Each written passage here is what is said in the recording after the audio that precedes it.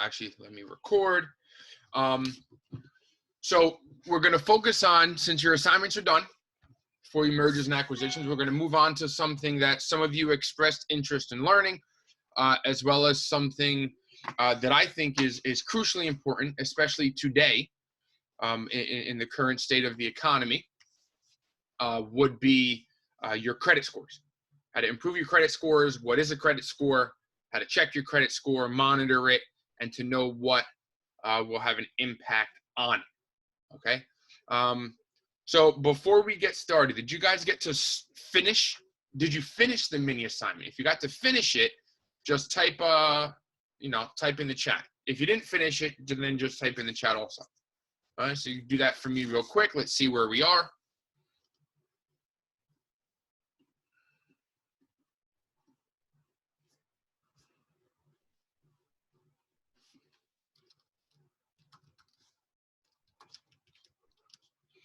Almost done, not yet.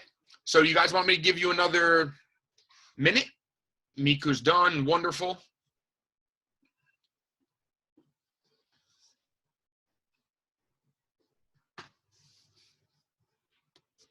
Finished, okay.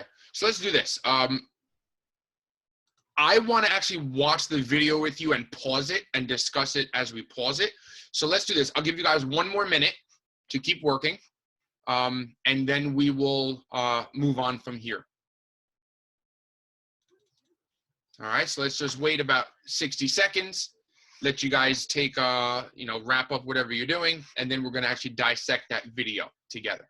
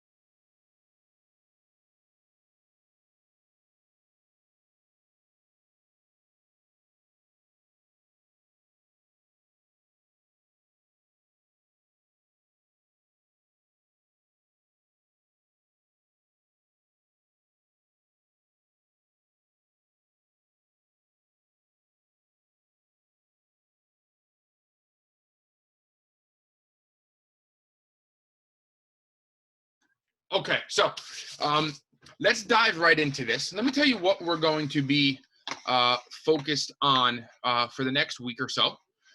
So it's listed here for the end of May. All right, we're almost done with the school year, so please make sure you guys are diligent in completing and finishing and focusing on your various classes. Again, communicate with me based on other workloads and exams that you may have coming up, so we can identify if these timelines are realistic or not. So you have 2 assignments, Tuesday, Thursday. They're both interrelated, obviously. Both of them are videos with a response, okay? The financial resume, I was gonna put due Sunday. It's about 20 questions. I think I'm gonna extend it for you because I woke up in a good mood because the stock market's up. Anybody see it today? Up about 600 points. Unbelievable.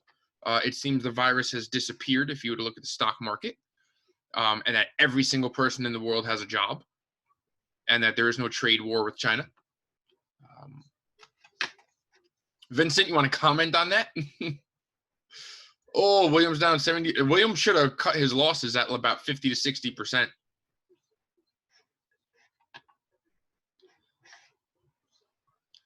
He also wanted average down. Okay, so let's change these settings here.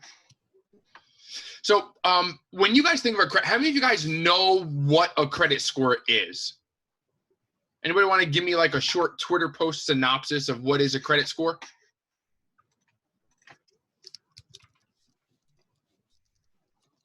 Doesn't it measure like your history of Someone being able to unmute, save me from myself. Hello? Last in. Kevin Lee, you were the last one in, right? Go ahead, brother. A little bit too early for you guys to start talking, I suppose, huh? Can I get a repeat of the question? Nothing. Okay. Can anybody tell me what your... I cannot hear anything. Oh, wait, hold on. There we go. Sorry, guys. Okay, not going to lie. My mute button was on, so I couldn't hear anything you guys said. Sorry, my apologies. So that's like this whole time I thought you guys were on mute and not talking. So that's my bad. I apologize for that. So let's go. Hold on. Let's go. Before we get back to Kevin, Vincent, your thoughts on the market being up 2.5% today? Yeah. William wanted to average down on his puts. Oh, man.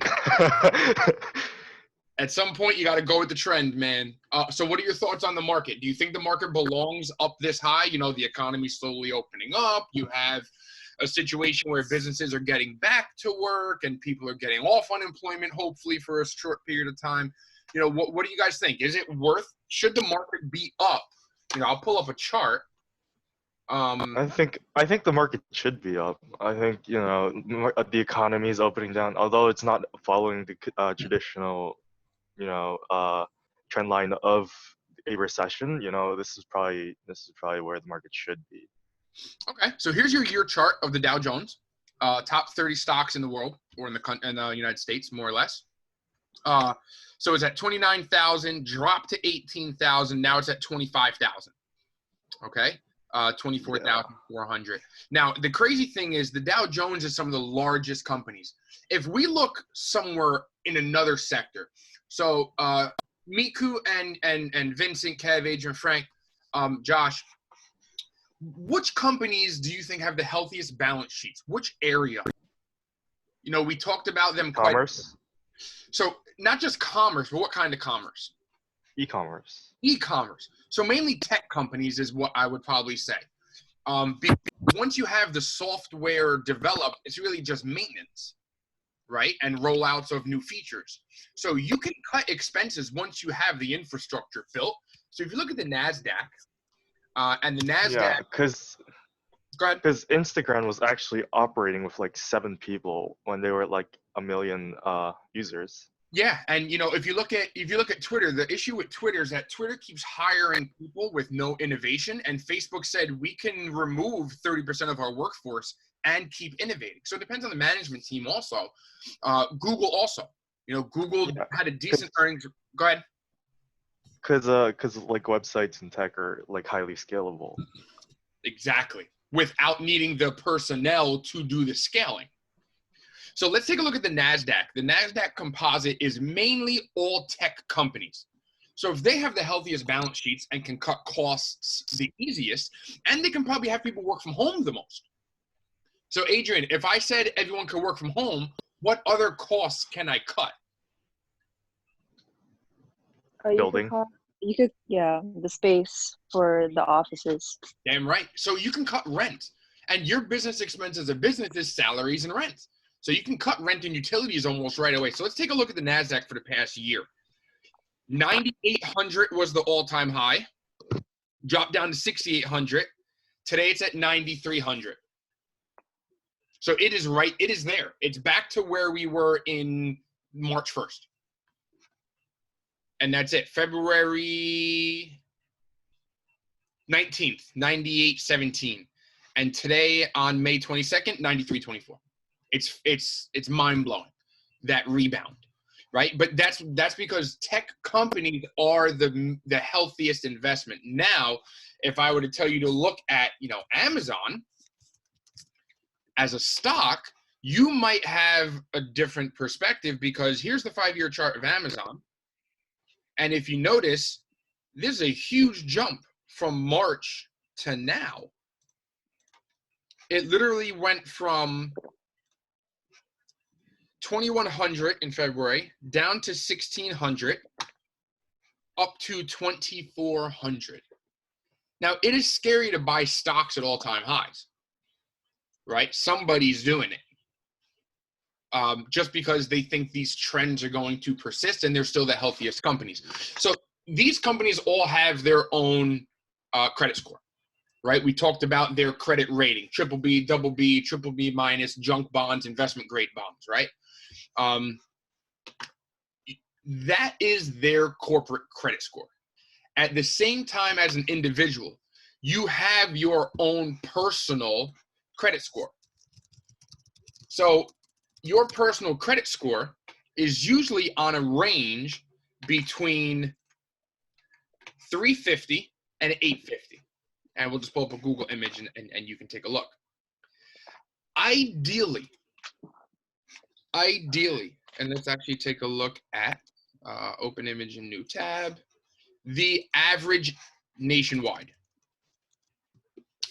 So 16% of the population have a poor credit score between 300 and 579. This is where you will likely start, somewhere in the purple, because you guys don't have credit. Maybe you have a credit card, maybe you don't.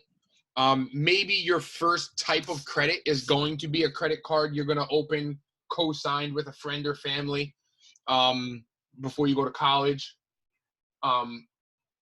Another just may be your student loans.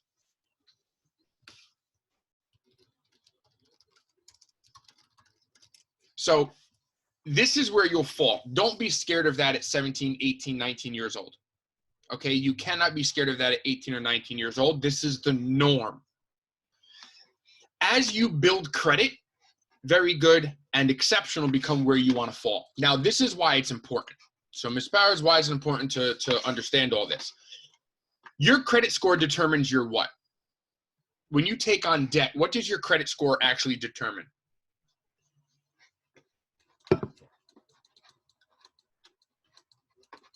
Somebody say that word. Your interest rate. Yep. So let's do this. My credit score right now is like 811, right? So my credit score is 811. My interest rate on, let's say, XYZ credit card is 16%. Now, the bank is looking at me. My Apple credit card is like 16%. Now, Apple looks at me and says, I am exceptional. And I like being exceptional, right?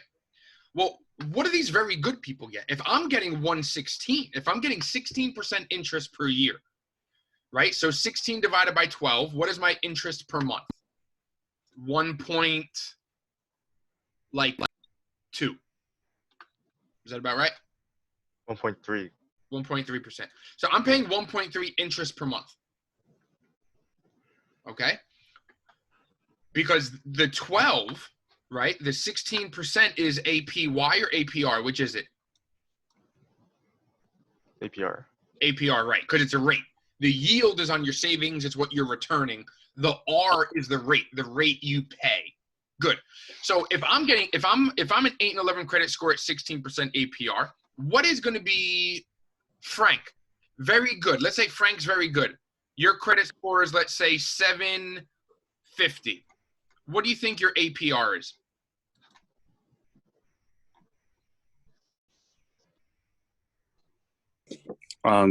Somehow lower than 16%.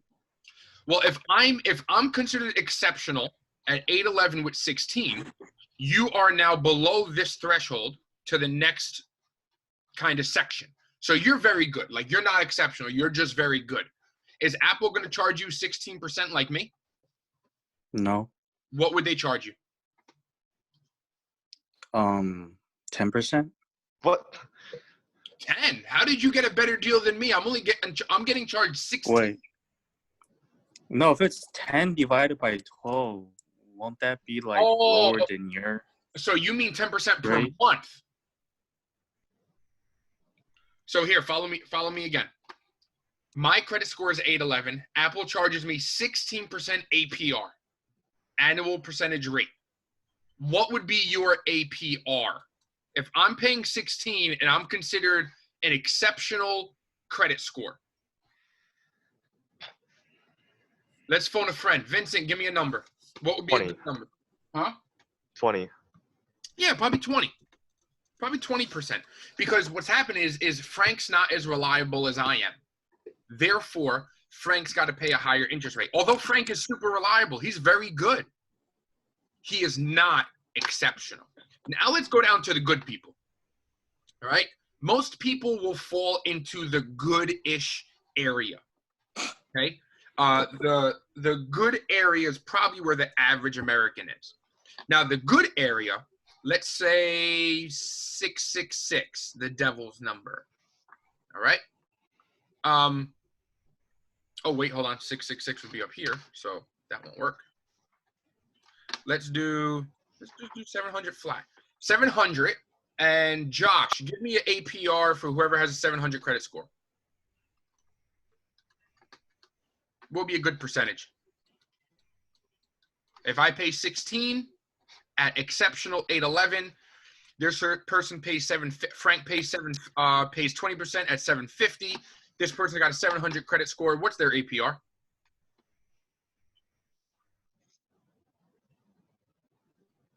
Adrian, you want to give me a number? Like 28%. Ooh, 28. Damn. You figure it's a big drop off, right? To go from very good to good is a pretty big drop off to be on this side of the equation, right? If we split that down the middle. So then we go the other way. So fair. So we go 600. This person, Kevin Lee, give me a percentage.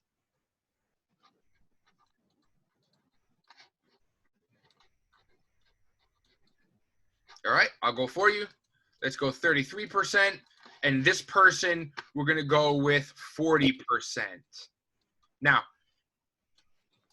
the easiest way for me to put this is your credit score is your financial report card. That's the only way you need to think of this. This is your report card. Does that make sense? Your credit score is your report card.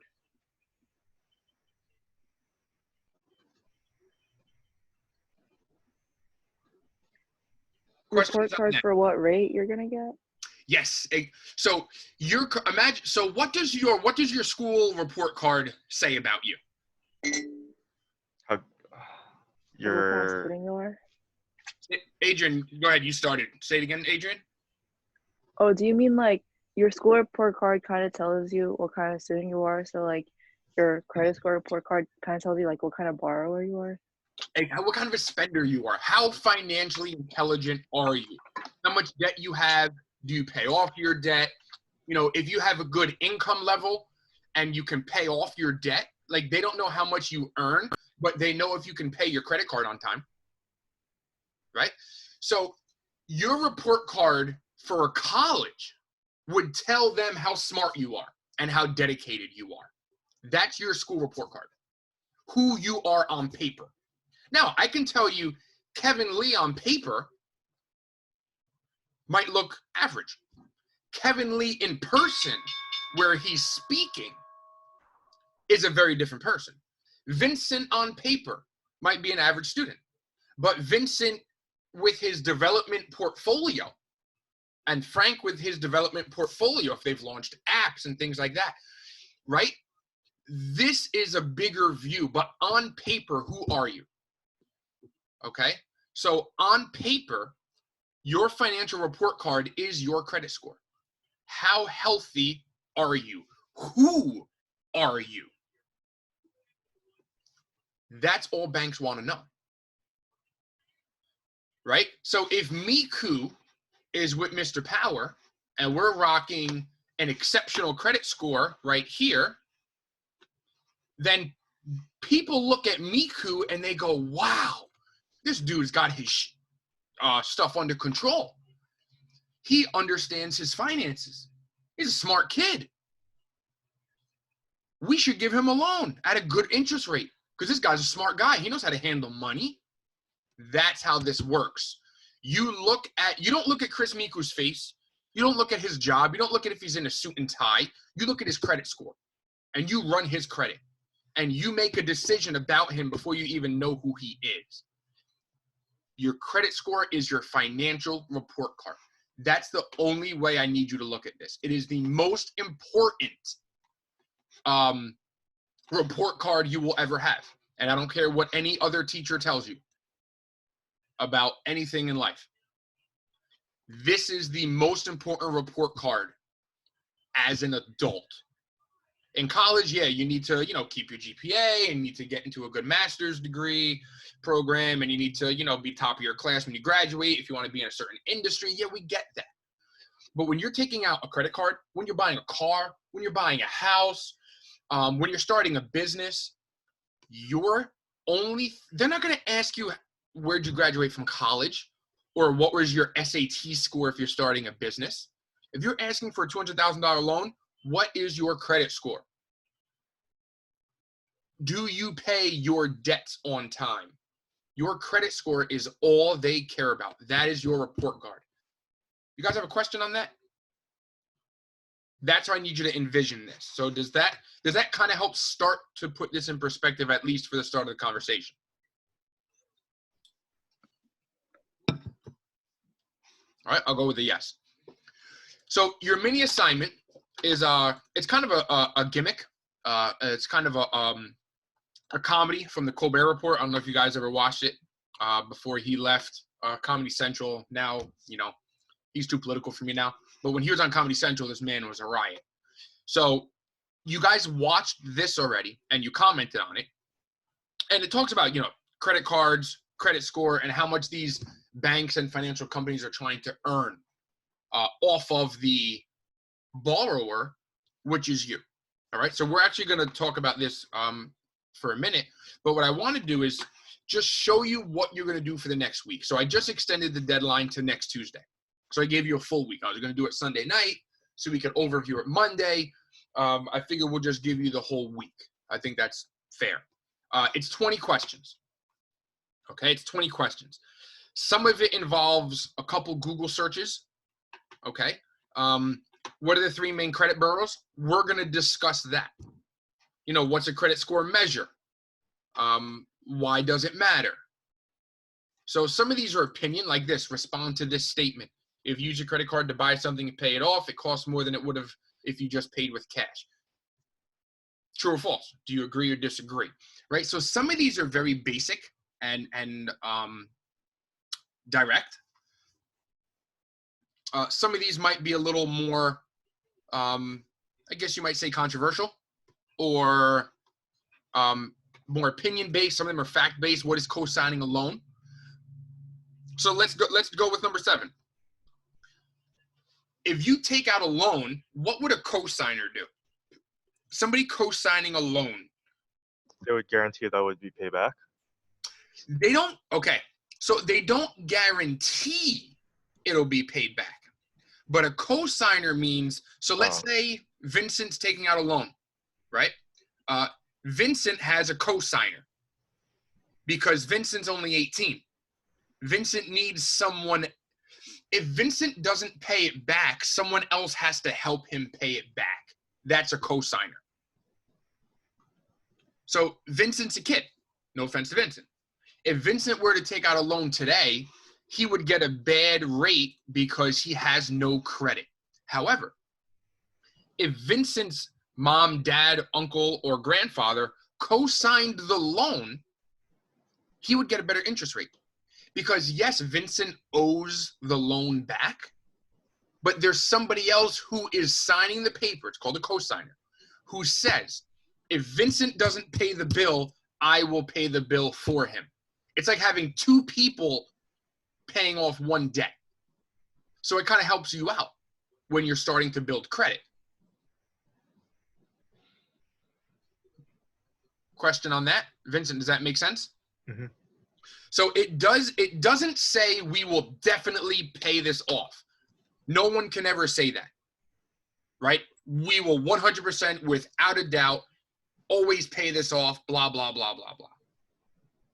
What we can say is the co-signer is a second person who is saying that if you default on your debt, I will help you pay off that debt.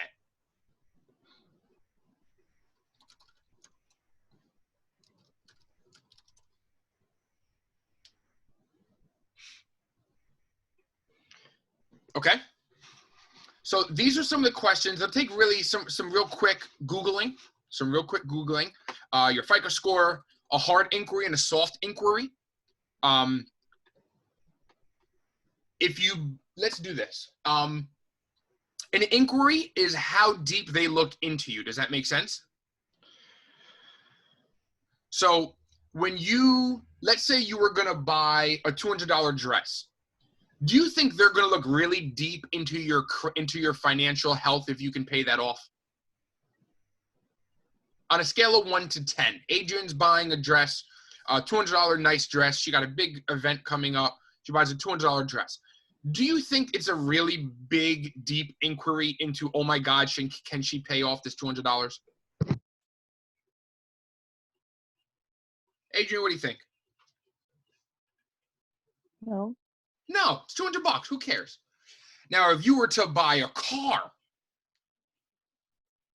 for $35,000, do you think that's going to be a hard inquiry or a soft inquiry? Soft means a very light look at your report card a little bit. A hard inquiry is we have to dive into this. Is she financially stable enough to do this? A Hard car. inquiry. Say that again? It's going to be a hard inquiry. Yes. What else would be a hard inquiry? So if a car, say it again? A house. A house. What else would be a hard inquiry?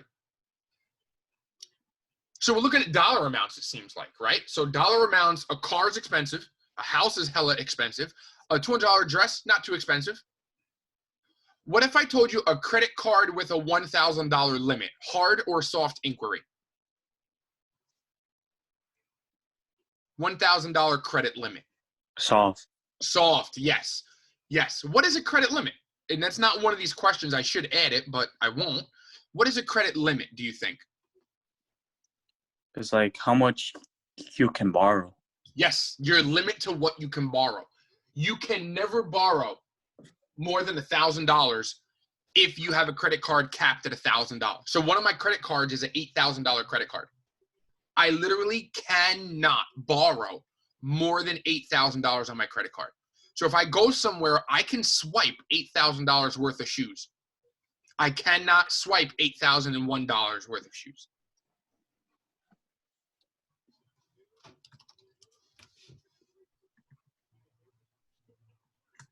Okay. Hard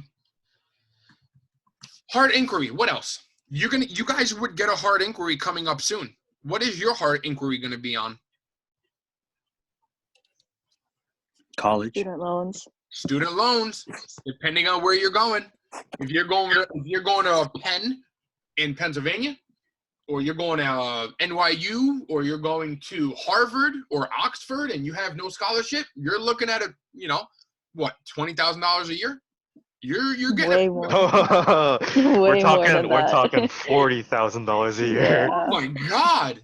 Yeah. College is expensive. And you know what? You know what's crazy? These people, not to play not devil's advocate, but not to be a jerk. I don't see people going back to college in the fall. So a lot of these people are going to be paying top dollar to go to top universities, and they're getting online education. Yep. I'm really wondering how that's going to play out, because that sucks. If you're signed up to go to Penn or Wharton School of Business in Philly, I mean, there's no way you should be going to Wharton School of Business from your home and paying top dollar for a business school. So it's interesting to see what's going to happen with that. But yeah, your student loans could be a very hard inquiry.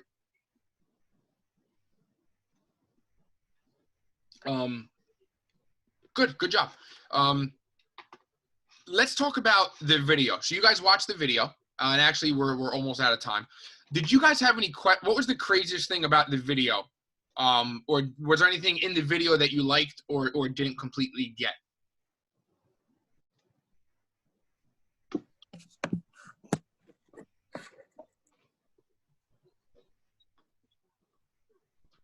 Anybody? Is there anything in the video that you just completely were like, wait a minute? Yeah, Kevin Lee said, it's very satire on credit cards. Because you got to look at it this way. Got all that tasty dog food may come in handy. Because, nation, we are a country of debt. Being in the financial hole is as American as borrowing apple pie. These days, the average American household owes somebody $8,400. That's a lot of money, right? Imagine carrying that kind of debt. And that doesn't usually even include your mortgage. I hope it's me. In fact, the fastest growing craft in rural America is bill quilting. Now, folks, we owe a lot of that debt to our friends in the credit card industry. And they must be our friends because they keep giving us things like pre-approval. What's a pre-approval? It's basically not an approval. They just give you a credit card. That's it. They don't run your credit check. They literally just say, yes, you can have a credit card. And basically what happens is, what they say is, you know what? Hey, you could have a very poor credit score. We'll just give you a bigger interest rate. But we're definitely going to give you a credit card. That's a pre-approval. That no matter what, you're getting a credit card from us. You're welcome. All right? That's exactly what that is. All right. In fact, I just qualified for another credit card today.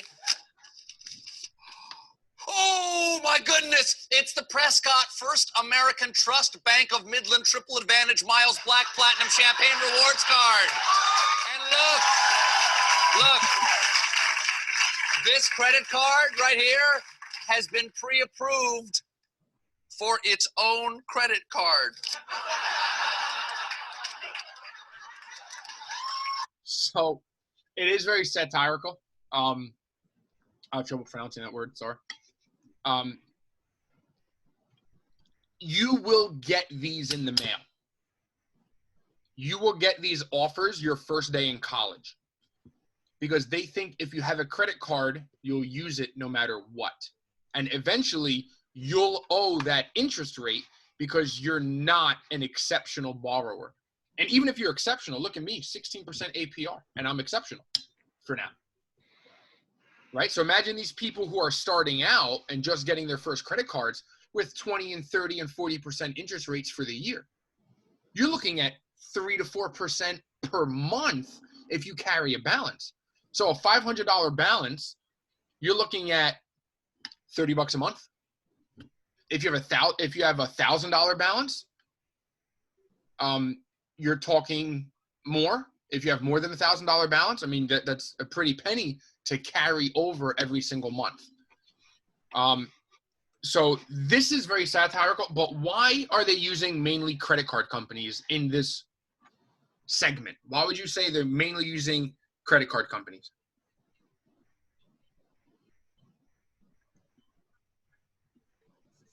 What do you guys think? Yeah, aren't banks the one that charges the interest rate? Well, so banks partner with MasterCard and Visa. So like my Apple card is not Apple Financial. It's Goldman Sachs. Goldman Sachs is a bank. My Amazon credit card is co-signed with Visa, sponsored by Chase. So Chase is the actual bank. Visa just makes the credit card and handles the transactions. Chase is the one that backs your debt. The banks. So yes, the banks help set the interest rate, but Visa and Chase and Amazon on that credit card all share in the profit of you owing more money.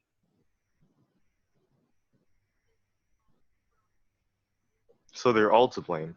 They are all to blame, because imagine this. Imagine it's an Adrian, Vincent, Miku credit card, right? Adrian is Amazon, Miku is Verizon, and Vincent is Chase Bank.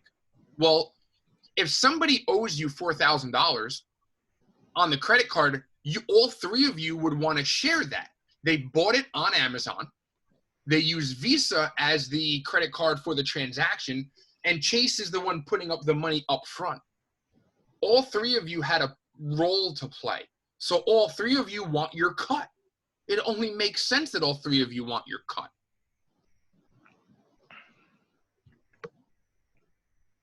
right? So since all three of you guys want your cut, your interest rate's probably going to be higher. Imagine it was just Chase, no Visa, no Amazon. Your interest rate would probably be lower because there's less people to share it with. They're sharing profit with three businesses here: Amazon, Visa, and Chase. Which is why, guess what Amazon's now trying to do? Say it again? They're making a credit card. Well, they already have a credit card. Who was the easiest one to cut out of that? The bank? Amazon is currently trying to become their own bank. Amazon is trying, with Amazon Pay, they're trying to do what PayPal does, where you can get your check directly deposited into your Amazon bank account. Then you don't need Chase Bank or Citibank or Goldman Sachs. You would just need Visa and Amazon, and you can cut out Chase because Amazon now has Amazon Bank. That means only two companies share the profit instead of three. Then if they can cut out Visa and it's just Amazon Pay and Amazon credit cards, well, now Amazon gets all the profit. That is kind of where tech and financial technology is going. But the reason they're honing in right here on Discover, MasterCard, American Express, and Visa is because these are your major lenders, right? These are the ones that create the credit card that you're using and develop the partnership with those banks. They are the ones that it looks like charge the interest rate. It's really everyone that's on the card that charge it. But since they're charging me 16% and they're charging Adrian 20% and Miku 33% and Josh 44%, that's why they talk about they're trying to earn 30% on a dollar, because they really are. If you carry debt and you don't pay it off on time, you get hit with that interest rate percentage, and then you owe 30 cents on the dollar. So imagine you're buying a soda and it costs $1, right? Would you spend $1.30 for that same soda? That's got to be the question you ask yourself if you can't pay it off. If you're buying a car, right, for 20 grand at 3%, well, the car's not really 20 grand, is it? The car's really 20 grand plus 3%. So how much is this car really costing you?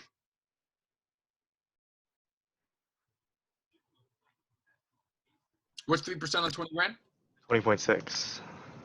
They're at $3,600. So it's not costing you 3%, really. It's costing you $3,600 over the course of the span of your loan, which means this car you bought for 20 grand is not a $20,000 car. How much is the car actually worth? Because what are you paying for it? $2,300. So Adrian, if you're buying a car right now and you think 20,000 is a lot, but I can afford it, smart, right? However, what if I told you that same car was really 23,600? Would you still want that car? I mean, it also kind of depends on, because you don't really know where you can get that specific same car at a better price too. Just buy a secondhand car. Never buy new cars. I'm 100%, and I'm trying to push my wife into buying a used car. She wants to get a SUV right now, right? I'm 100% used car person through and through. Yeah, because the moment you turn on the engine, the value drops crazy. Yeah. Exactly, Adrian and Vincent. Exactly, it depreciates in value. Once you drive it off the lot, it drops like 10 to 20%. Now, here's my question though: if you're buying a car for 20 grand and you think it's a reasonable price, you would buy it for 20 grand, right? Here's my question though: if you miss payments on it and you're paying interest because you're getting a loan, right? So you owe 3%. Is it really a $20,000 purchase? No. No. What is the purchase price realistically over the length of that loan? 23,600. Exactly. So when you make a purchase, what I need you guys to start thinking in terms of credit and credit score, I know you guys have to go. In terms of thinking, I need you to think about your interest rate, Oz, on how much more money you're going to owe. So this car is not like, let's say you had to go get, so I know you guys aren't having a problem. right? But let's say you were going to buy a $500 tux, right? Vincent and Miku were trying to, you know, get decked out. Josh was getting a custom suit. Frank was getting a limo for the weekend. You know, let's say it was going to cost you $1,000, and you felt $1,000 was a lot. But now let's say you used your credit card, and you're getting 40% interest. Well, if it was $1,000 and you have 40% interest, you actually didn't pay $1,000. How much are you paying? $1,400. Yep. Which means my question is this: would you have still bought it? Would you have still bought the tux? So here's what I always say, and we would have had this discussion: don't buy a tux for prom. Don't rent a tux. Go buy one. Don't rent a tux. Go buy a 3-piece suit. Because the rental of the tux is $200. The purchase of the suit is $250. If you do like a whole big 3-piece suit with a shirt and everything. So these are decisions that you guys are going to have to start making. You know, if you're taking on that debt anyway, why not own what you're buying in terms of buying the suit instead of renting a tux? Because once you add your interest rate into it, you now are paying a lot more if you're not paying cash. I know we're over time. I know you guys probably don't want to stay. This is interesting stuff. It's kind of a lot to absorb. The video is interesting. Again, it is a joke. Your assignment, which is due next Tuesday, is really only 18 questions. Number 19 and number 20 are really just downloading 2 apps and then tweeting. So those are like, that's light work for you guys. It's really only 18 questions.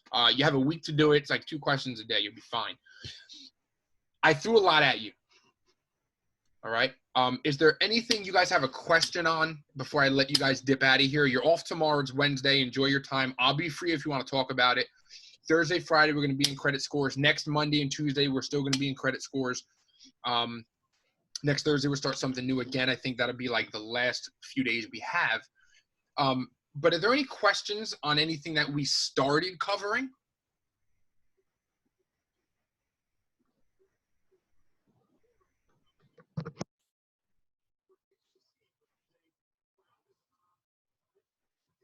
Nothing?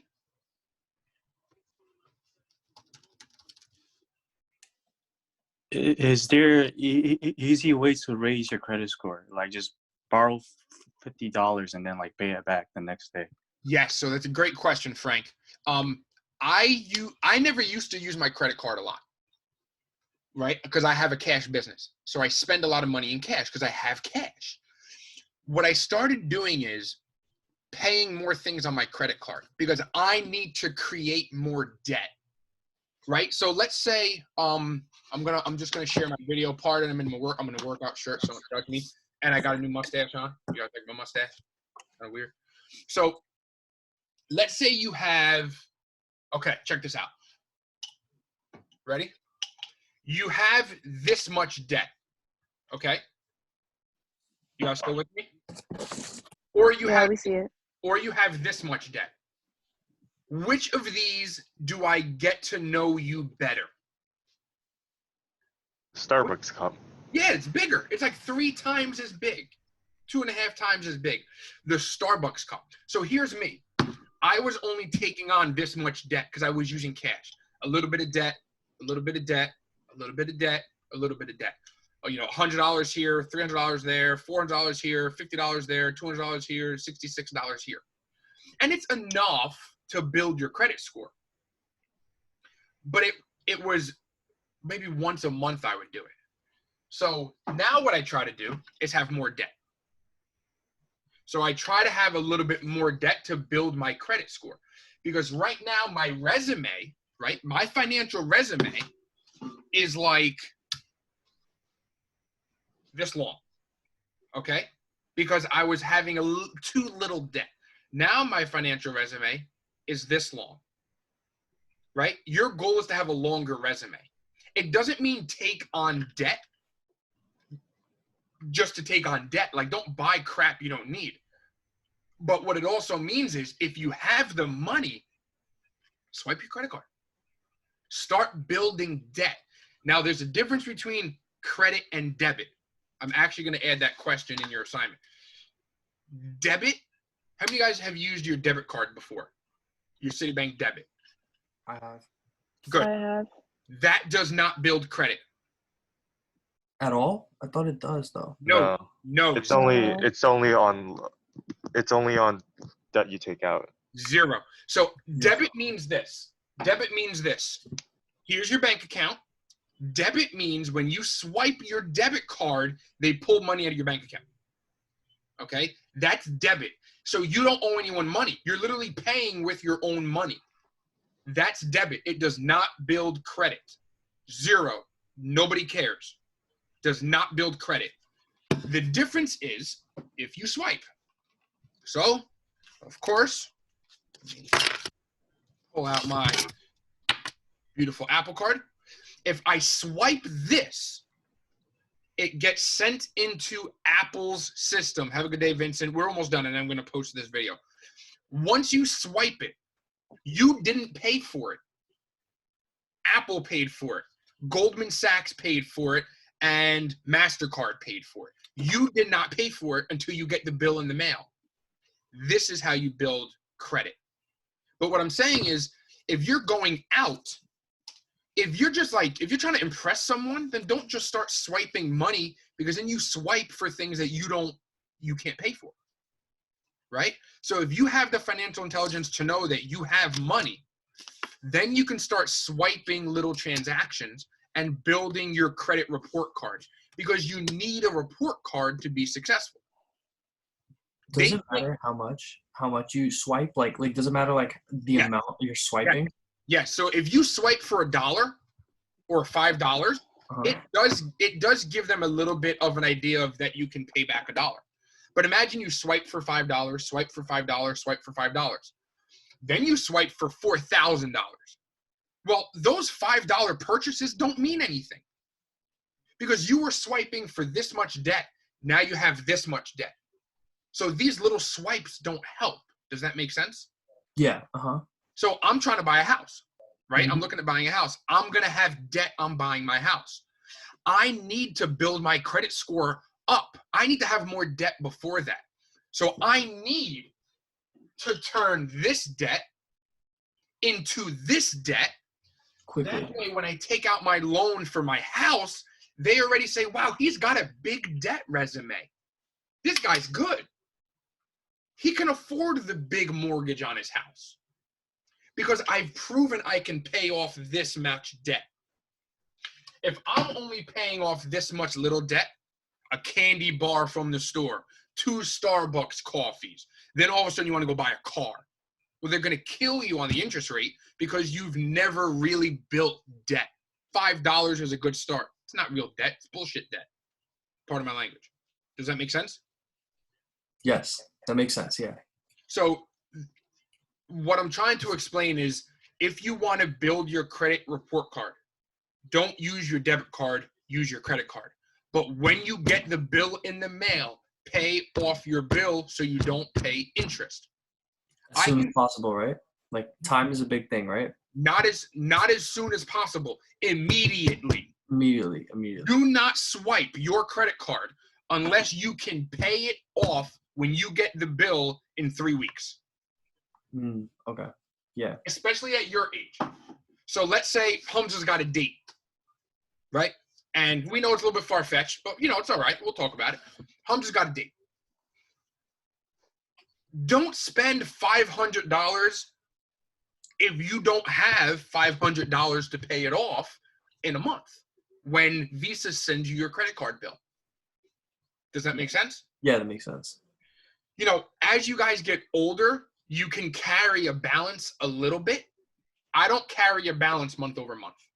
I do not. I refuse. When I have debt, so I just spent like a few $100 on buying some things. The bill comes in, I pay it in full. I don't carry a balance. But I also have like 2 jobs. So financially, I can afford it. The difference is, if I only had 1 job and I couldn't afford the $500 purchase, guess what I wouldn't do? I wouldn't do the $500 purchase.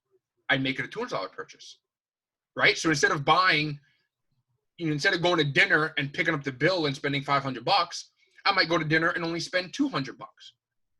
That way I can pay off my debt. Because if you start carrying a balance, you owe interest. And then if you miss a payment because you can't afford it, your interest rate goes up. Oh, okay. All right. But credit and debit, they're very different. Your debit swipe on your Citibank card does not build credit.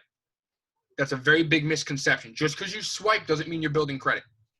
Your debit card specifically pulls money from your Citibank account. Yeah, my dad told me that, and I was very confused. I was kind of like, how does that make sense? First of all, it's not even a credit card. So like, how would that create debit? Like, how would that create credit for you? Like, build a credit? Like, that wouldn't make sense. Right? It doesn't. But because you swipe, a lot of adults my age think that a debit swipe on your Citibank card will help your credit score.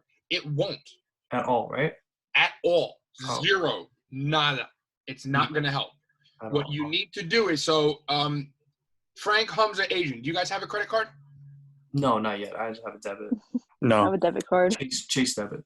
Okay, you guys only have debit cards, right? Yep. Yeah. Yep. Now, at some point, you're going to need a credit card. Now, I'm not telling you to go file an application today. What I am going to say, though, is when you finally do get your credit card, if you're working, swipe slowly. Get into the habit of paying it off. Make sure you have money in your savings account. That's why when we discussed investing, first thing you should do is put money in a savings account, because that's where you're going to pay off your credit card. If you put money into an investment account first and then you swipe your credit card, well, what if you don't have enough money to pay off your credit card? So all of this plays a role in making these financial decisions, right? But you should get ready to start opening your credit card in the next few months. And we'll discuss a cosigner, right? And you'll have to look at what type of credit card works the best for you. You'll have to discuss, when having a credit card, how will you manage it, right? Will you set it up on auto pay, where you can log into your account and it auto pays and pulls the money from Citibank and pays it every month? We'll talk about paying the minimum and the maximum. Okay. I'm actually going to update this since I'm giving you 2 more days. I'm going to give you, what was the thing I just said I wanted to address? I forget what it was. The difference between credit and debit. All right. What is the difference between a credit card and a debit card? And again, we already discussed that. So then on your credit card, what does it mean to pay the minimum or pay in full? Now, we don't have to do all of these questions today.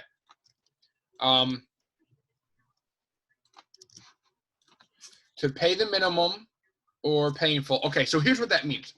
When you get a credit card bill, okay, if you buy a $500 dress, Adrian, okay, if you buy a $500 dress, you don't have to pay the $500 all at once. They're going to break this up for you into like multiple payments. So you can pay 50 and then 50 and then 50. So you're going to have May, June, July until you pay it off. Paying your minimum, okay, means that you will not get a penalty if you pay your minimum. All right? That's paying the minimum. They're not going to charge you more and you did not miss a payment. You're going to owe interest, right? But it will still help your credit score if you pay the minimum. What does pay in full mean? Paying $500 at once. That's it. The bill comes in. They say the minimum payment is $50. Okay? The minimum is $500. So you end up with a $500. Let me do not yellow. And I love talking about this stuff, so you guys are probably going to have to shut me down at some point, or we're going to fly through this for like hours. So let's say Adrian did $500. She paid her minimum, which is $50. Her new balance is $450, right? Plus 20% interest, so 20% APR. 20% divided by 12 means 450 plus 1.3%. So what's 0.3? What's 1.3 of $450? Means 450 plus like $7 equals 457. So notice you paid off 50. Your new balance is 457. How much did you really pay off? Only $43, because those $7 are interest. Because the interest builds up over time. Interest builds up. So Adrian, does that make sense? If you pay off your minimum, which is $50, right? You get your, this is May, this is June. Your June bill is now $457. You paid $50. Only 43 of that was to reduce the payment, right? Because they're charging you $7 of interest because you're taking on debt. You're taking on debt. $7. This is why I pay off my debt in one full shot. Like, I know I can't pay off a $600,000, $500,000 house. I know it. I bought my car in cash. I wasn't taking out a $20,000 loan for a car. I took as much money as I had, and I found a car I could afford. It ended up being like a $16,500 car. Now, I'm lucky because I work so much. I had the money to go buy it and not take out a loan. But imagine a $16,000 car over the course of 5 to 10 years paying it off is going to cost you $22,000. I would not buy a $16,000 car and pay $22,000. That's stupid. It's not worth it. You're paying for the ability to pay it off over time. So what you guys have to be careful of is, can you afford it? Or you know what? Should Adrian just not buy a $500 dress? Maybe she should just buy a $200 dress. Then she can pay it off. Make sense, Adrian? Yeah, and basically, like, a debit card is just the cash you have in a plastic card version. It's like liquidated into one little piece of plastic that you could carry with you. You got it. You got it. Your debit card is literally access to your bank account. It is cash without being cash, right? Cash is green. Your debit card is realistically cash on plastic, right? So that's why it doesn't build credit, because it pulls out of your bank account. It does not pull and build credit.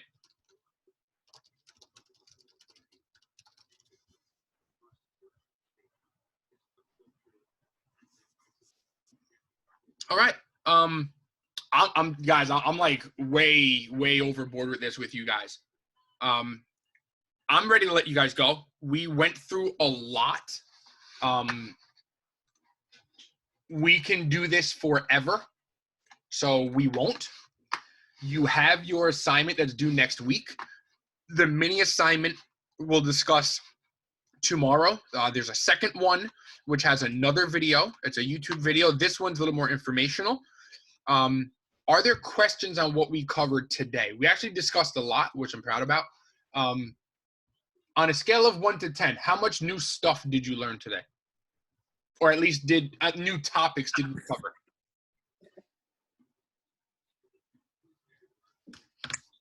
Seven. 7, good. So here's what I want from you guys for tomorrow, for Thursday, sorry. I would say do both mini assignments today. They're pretty quick if you have time. Look over these questions that we have. And then what we'll do is bring questions Thursday. I will teach you what I think is important. We're going to go over quite a bit of this in terms of payments, because we lost Kevin and Vincent and a few other people and Josh. We'll go over that. But what I want to make sure we cover, again, is when you swipe. right, is that if you carry a balance. What does that mean to carry a balance? Okay. So I'm good to let you guys go. I'm going to stop sharing. If you guys have any questions, you can reach out to me. But this assignment's got it's got like 21 questions. You guys have to like next Tuesday to complete it. Okay, thank you. All right. Thank you so much, Ms. Powers. Appreciate Guys, it. good job. I'll see you guys later. Have a good day. You too. Bye.